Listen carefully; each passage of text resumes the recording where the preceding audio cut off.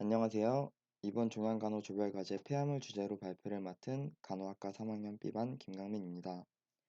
먼저 조언을 소개하겠습니다. 자료 조사를 위해 노력해주신 장영실 학생과 보기 쉽게 자료를 정리하여 PPT를 만들어주신 최유혜 학생, 그리고 발표를 맡은 저까지 한 조가 되겠습니다. 저의 조의 주제는 폐암입니다. 앞서 목차로는 폐암의 정의와 예방, 진단, 치료가 있습니다. 함께 자세히 알아보겠습니다. 폐암은 폐에 발생하는 암입니다. 폐는 심장과 함께 우리의 가슴속 공간인 흉곽을 채우고 있는 장기입니다. 오른쪽 폐는 3개의 폐엽으로 왼쪽 폐는 2개의 폐엽으로 나뉘어 있습니다. 가운데 사진은 폐의 구조입니다. 폐의 기관은 오른쪽 기관지와 왼쪽 기관지로 갈라지고 이들 주 기관지는 다시 폐엽 기관지, 구역 기관지, 아구역 기관지, 소기관지, 세기관지의 순으로 나뭇가지처럼 세분화되면서 공기가 폐의 모든 부분으로 흐르는 통로 구실을 합니다. 폐의 기능은 우리가 들이마신 공기 중의 산소를 혈액 속으로 받아들이고 혈액 속 노폐물인 이산화탄소를 밖으로 배출하는 역할을 합니다. 다음은 폐암의 정의에 대해 알아보겠습니다. 폐암이란 폐에 생긴 악성 종양을 말하며 폐를 구성하는 조직 자체에서 암세포가 생겨난 원발성 폐암과 암세포가 다른 기관에서 생긴 뒤 혈관이나 림프관을 타고 폐로 옮겨가서 증식하는 전이성 폐암으로 나눌 수 있습니다. 폐암의 종류는 소세포암, 비소세포암, 상피세포암, 산암, 대세포암으로 나눠집니다. 각 특징에 대해 설명드리겠습니다. 맨 위의 그림은 폐암의 15에서 20% 정도로 발생하는 소세포암입니다. 대부분 흡연량이 많은 흡연자들에게 생기며 허파의 중심 부위 기도에서 처음 발병하여 빠르게 증식합니다. 비소세포암은 소세포암이 아닌 다른 종류의 암을 말하며 단계별로 근치 목적의 수술적 절제가 가능하고 근치 수술이 도움되지 않는 나머지 3단계에는 항암화학요법과 방사선요법을 적용할 수 있습니다. 3단계란 흉곽에 국한된 경우를 말합니다. 상피세포암은 폐암의 30에서 35% 정도로 나타나며 기관지와 말초 폐조직에서 발견됩니다. 흡연과 밀접한 관계가 있으며 상피세포암은 소세포암과 다르게 천천히 증식하고 침습이 적습니다. 다음은 산암입니다.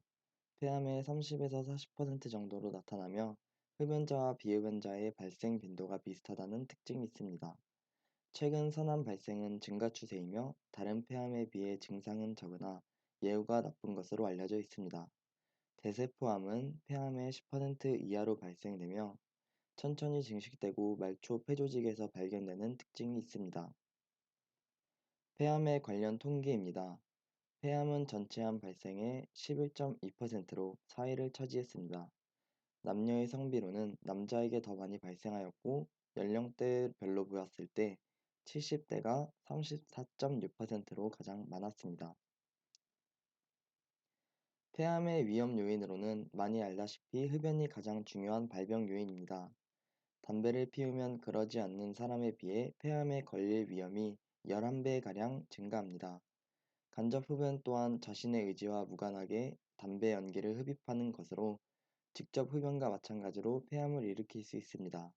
그 외에 성면, 직업적 노출, 방사선 물질이나 환경적 요인, 유전적 요인과 관련된 위험 요인이 있습니다. 폐암의 예방법은 금연 이외에 확실히 밝혀진 것은 없으며 폐암의 약 90%가 금연으로 예방 가능하다고 알려져 있습니다. 특히 청소년 시기에 흡연을 시작하지 않도록 하는 것이 중요합니다. 폐암은 사망률이 높고 진단 당시에 이미 병기가 진행된 상태에서 발견되는 경우가 많습니다. 따라서 국가검진 대상자인 경우 조기검진을 받으시길 권고드립니다. 폐암은 초기 증상이 없음은 물론이고 어느 정도 진행한 후에도 감기 비슷한 기침과 객담 외에 별다른 증상이 안 보이는 경우가 많아서 진단이 매우 어렵습니다. 또한 암이 발생한 위치에 따라서 증상도 다르게 나타납니다. 암세포에서 생성되는 물질에 의해 생기는 증상으로는 식욕부진, 발열, 이상 호르몬 생성 등의 증상이 있고 전이에 의해 생기는 증상으로는 뇌 전이에 따른 뇌기능 장애, 두통, 구토, 뼈 전이에 따른 뼈의 통증이 있습니다. 국소적으로 암종이 커져서 생기는 증상으로는 기침, 객혈, 호흡곤란,胸통 등이 있고 주위 조직을 침범하여 생기는 증상으로는 후두신경을 침범하였을 때 쉰 목소리가 나오는 증상이 있습니다. 폐암의 진단에는 여러 가지 검사가 활용됩니다. 흉부 단순 X선 촬영은 흉부 질환을 진단하는 가장 간단하고 기본적인 검사이고 질환의 전체적인 범위를 파악하거나 변화를 볼 때 유용합니다. 조기 폐암은 단순 X선 촬영으로는 발견하기 어렵습니다. 따라서 병변을 정확하게 검사하려면 전사나 단층 촬영을 해야 합니다. 흉부 전사나 단층 촬영은 인체의 여러 각도에서 방사선을 투과하여 연속적인 단면 영상을 보여주며 비교적 비침습적이고 안전한 검사 방법입니다. 폐에 이상이 발견되는 경우 좀 더 자세한 검사를 위해 조영제를 주입하고 진단 목적의 흉부 CT를 촬영합니다. 폐암 진단에서 흉부 CT는 폐암의 병기를 결정하는 데 중요한 역할을 합니다. 다음은 가래세포 검사입니다. 객담 세포진이라고도 합니다. 기관지나 폐의 조직에서 떨어져 나와 가래에 포함된 세포와 조직구, 백혈구 등을 검사하여 암세포를 발견해내는 방법입니다. 기관지 내시경 검사는 기관지에 내시경을 넣어서 암 조직의 기관지 침범 여부를 확인할 수 있으며 병변이 관찰될 경우 기관지 내시경을 통하여 겸자 등의 기계를 넣어 조직 검사를 하거나 솔지를 통하여 검사함으로써 암을 확진할 수 있습니다. 경피적 미세 흡인 세포 검사는 폐 병변이 흉부 단순 X선 촬영과 CT에서 잘 보이면서 기관지 내시경 등으로 접근이 어려운 경우 미세 바늘을 이용하여 조직이나 세포를 얻는 검사 방법입니다. 병기 판정을 위한 추가 검사로는 PPT에 보이는 다양한 검사가 있습니다. 다음은 진행 단계입니다. 암이 진행된 정도 혹은 단계를 병기라고 합니다. 암세포는 림프나 혈액의 흐름을 타고 몸의 다른 부위로 옮겨갑니다. 우선 주변의 림프절로 전이되고 이어 뼈나 뇌, 간, 부신, 신장, 심장 등의 장기로 전이가 일어나며 몸 전체로 확산될 수도 있습니다. 정확한 조직 진단을 통해 병기를 판정한 뒤에 해당 병기의 적절한 치료법을 택하게 됩니다. 비소세포 폐암은 TNM 분류법으로 병기를 정합니다. T는 원발 종양의 크기와 침륜 정도를 나타내고 N은 주위 림프절로 퍼진 정도, M은 다른 장기로의 전이 여부를 나타냅니다. 이들 세 요소를 조합하여 비소세포암의 병기를 1에서부터 4기로 구분하는데 수세포암은 급격히 성장하여 조기에 전이되는 경향이 있으므로 제한성 병기와 확장성 병기로만 나눕니다. PPT에 있는 표는 최근 변경된 폐암의 병기 8판의 구분을 표로 정리해 놓은 것입니다. 다음은 감별 진단입니다. 흉부 단순 X선 촬영은 폐암 진단에서 가장 기본적인 검사이나 결핵으로 인한 폐의 침륜과 감별해내는 일이 어려우므로 정확한 판독에 각별히 유의해야 합니다. 흉부 전사나 단층 촬영 검사는 종격동 림프절이 커졌는지 간이나 부신으로 전이되지는 않았는지 등을 점검하는 데 매우 유용합니다. 폐암의 치료 방법에 대해 알아보겠습니다. 먼저 비소세포 폐암입니다. 비교적 서서히 진행하므로 조기에 발견하면 수술로 완치를 기대할 수 있습니다. 1기와 2기에는 국한된 병기이므로 국소 치료가 우선시됩니다. 근치적 목적의 수술적 절제가 완치 확률이 가장 높은 표준 치료입니다. 3A기는 림프절 전이 양상에 따라서 다양한 예후를 보일 수 있기 때문에 각 상황마다 치료 방법이 상이하여 수술, 방사선 치료, 항암 치료가 다양한 조합으로 적용될 수 있습니다. 3B기는 항암화 방사선 병용요법 또는 항암화 방사선 병용요법을 시행한 후에 항암화학요법을 추가로 받습니다. 4기에는 항암화학요법을 치료에 적용할 수 있습니다. 다음은 소세포 폐암입니다. 소세포 폐암은 비소세포 폐암과는 달리 항암화학요법이 치료의 원칙입니다. 매우 빨리 자라고 전신으로 퍼져나가는 암이어서 대개는 수술이 불가능하지만 항암화학요법과 방사선 치료에 반응이 매우 좋습니다. 폐암 치료를 위한 수술법으로는 흉곽경 수술과 개용술이 있습니다. 흉곽경 수술이란 가슴을 약 2에서 5mm 정도로 작게 절개하고 두세 개의 작은 구멍을 이용해 내시경 수술 기구를 넣고 수술하는 것을 말하며 초기 폐암에서 흉곽경 수술이 가능합니다. 개용술은 2에서 30cm 정도의 피부와 여러 층의 근육을 절개하고 갈비뼈를 벌려서 수술합니다. 한쪽 폐 전체를 절제해야 폐암을 전부 제거할 수 있을 때에는 한쪽 폐 전부를 절제해내는 전폐 절제술을 시행합니다. 폐압 절제술이란 폐의 한 옆을 제거하는 수술 방법입니다. 이 수술은 암종이 폐의 한 옆에 국한되어 있을 때 시행할 수 있는 수술 방법입니다. 양옆 절제술은 옆 절제술의 일종이며 폐의 두 옆을 한 번에 제거하는 수술로 우측 폐에서만 가능합니다. 이 수술은 암종이 폐의 두 옆에 걸쳐 있거나 양옆으로 통하는 기관지나 혈관에 암이 있을 때 시행할 수 있는 수술 방법입니다. 쐐기 절제술 및 분절 절제술은 폐암이 아주 초기인 경우이거나 아주 적은 부분에만 암이 있을 때 시행할 수 있습니다. 다음은 항암화학요법입니다. 소세포 폐암의 경우는 항암화학요법이 주된 치료 원칙이며 제한성 병기에서는 방사선 치료를 병용합니다. 비소세포 폐암의 경우는 3기 이후의 항암화학요법을 2기 또는 일부의 1기 폐암 환자에게 수술 후 재발 방지를 위해 보조 항암화학요법을 시행하기도 합니다.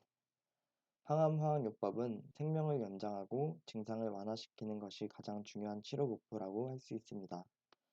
반응이 좋은 일부 환자는 상담 기간 동안 병이 안정되어 일상생활을 큰 문제 없이 할 수 있으며 그중 일부는 장기 생존을 기대할 수 있습니다.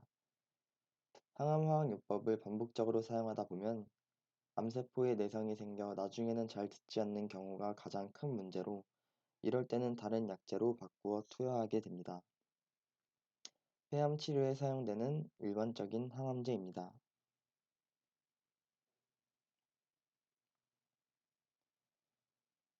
표적 항암 치료제는 암을 발생시키는 특정 유전자 혹은 단백질만을 저해하여 선택적으로 암세포를 죽이는 항암제로서 기존의 세포 독성 항암제에 비하여 부작용은 낮고 효과는 높은 것으로 알려져 있습니다.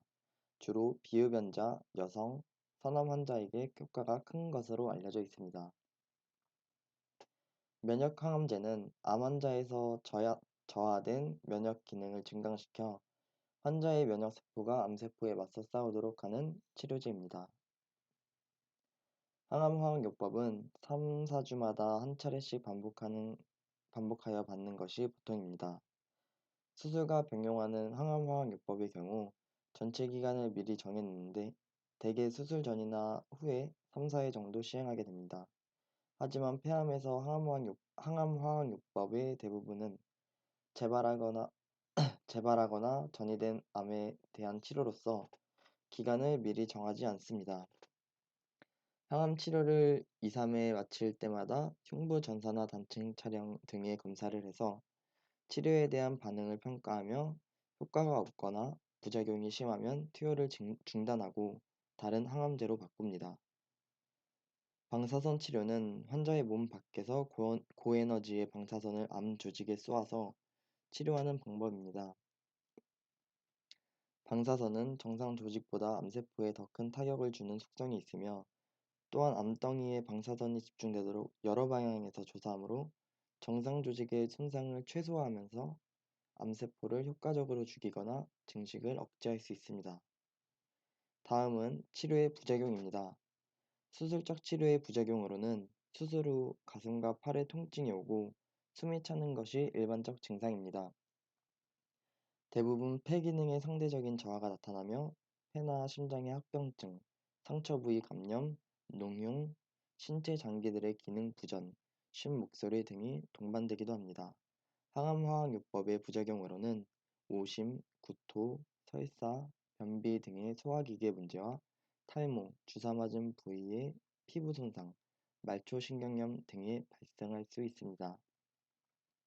일반적으로 방사선 치료는 피부염, 조사 부위와 그 주변의 탈모, 심신피로, 식욕부진과 같은 증상들을 유발할 수 있으며 폐암의 방사선 치료에 의해서는 식도염과 방사선 폐렴이 특징적으로 나타나기도 합니다.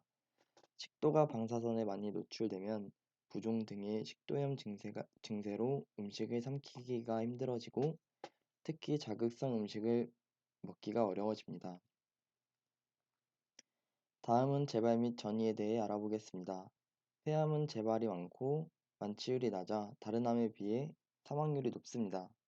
그러므로 폐암을 치료받은 이후의 추후 관리는 암의 조기 발견의 어려움과 잦은 재발과 다른 암의 발생, 그리고 치료 중과 후에 발생할 수 있는 부작용들을 관리하기 위해 매우 중요합니다.